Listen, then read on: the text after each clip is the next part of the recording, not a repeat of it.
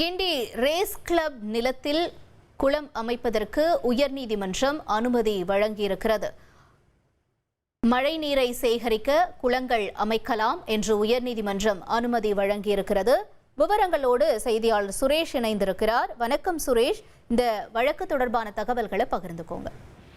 வணக்கம். சென்னை கிண்டியில் race கிளப்புக்கு 160 acre நிலம் குத்தகைக்கு வழங்கப்பட்டிருந்தது. இந்த குத்தகை ரத்து செய்த தமிழக அரசு அந்த இடத்துல 118 ஏக்கர் பரப்புல தோட்டக்கலைத்துறை சார்பில் பசுமை வெளி பூங்காவும், மாநகராட்சி சார்பில் மழைநீரை சேகரிப்பதற்காக 4 குளங்கள் தோண்டக்கூடிய பணிகளும் மேற்கொள்ளப்பட்டிருந்தன. இதற்கு எதிர்ப்பு தெரிவித்து குத்தகையை ரத்து செய்ததை எதிர்த்தும் ரேஸ் கிளப் நிர்வாகம் தரப்புல உயர்நீதிமன்றத்தில் வழக்கு தொடரப்பட்டது. இந்த வழக்கை விசாரித்த தனி நீதிபதி இந்த குளங்கள் வெட்டுவது தொடர்பான அந்த விவகாரத்துல தற்போதைய நிலையை நீடிக்க வேண்டும் என்று உத்தரவு பிறப்பித்திருந்தார். இந்த உத்தரவை எதிர்த்து தமிழக அரசு தரப்புல மேல்முறையீடு செய்யப்பட்டிருந்தது.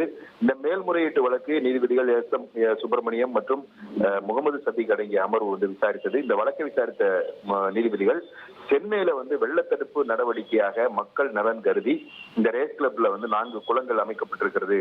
அதனால இந்த கிளப்புகளுக்கு சொந்தமான அந்த இடத்துல மழைநீரை சேகரிக்கும் வகையில குளங்கள் அமைக்கவும், சுற்றுச்சூழல் பூங்கா அமைக்கவும் அனுமதி அளித்து நீதிபதி உத்தரவிட்டிருக்கிறார்.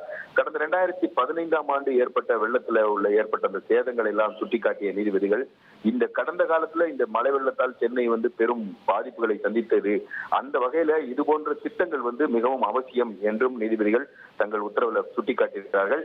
அரசுடைய இந்த நடவடிக்கை மூலமாக சுற்றுச்சூழல் சமநிலை ஏற்படுவதோடு காற்று மாசுவும் குறைக்க இயலும் என்றும், காற்று மாசு என்பது வெறும் சுற்றுச்சூழல் சார்ந்த பிரச்சனை அல்ல, அது உடல்நலம் சார்ந்த, ஆரோக்கியம் சார்ந்த பிரச்சனை என்றும் நீதிபதிகள் தங்கள் உத்தரவில் சுட்டிக்காட்டியிருக்கிறார்கள்.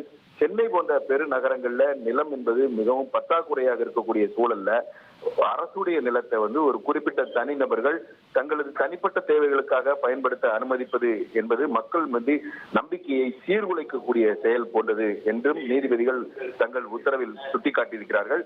மேலும் இந்த தனி நீதிபதி உத்தரவை ரத்து செய்தும் நீதிபதிகள் உத்தரவிட்டிருக்கிறார்கள். உங்களுடைய தகவல்களுக்கு நன்றி சுரேஷ்.